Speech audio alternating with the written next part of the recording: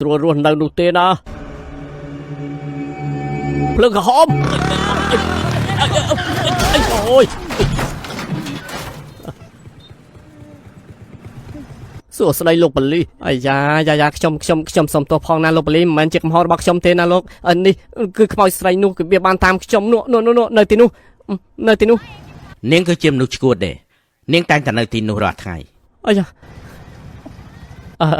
ខ្ញុំសុំទោសផងលោកប៉ូលីសកូនប្រុសខ្ញុំវាមើលរឿងខ្មោចច្រើនពេកគួរក្បាលវាមិនសូវប្រក្រតីទេអភ័យទោសឲ្យពួកយើងផង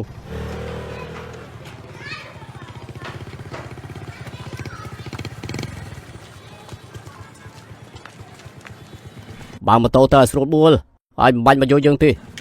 កុំលេងល្បែងទៀតហ៎ហើយដឹងដល់ខ្ញុំដឹងឲ្យប៉ាមិនអីទេហើយលឿន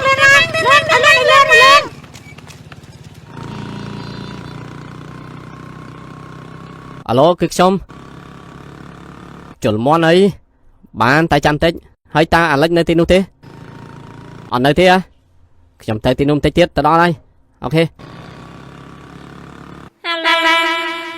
ជួយខ្ញុំ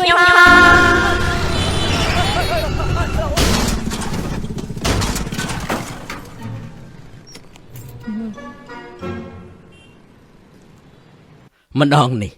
ខ្ញុំមិនឲ្យឯងរួចខ្លួនទេ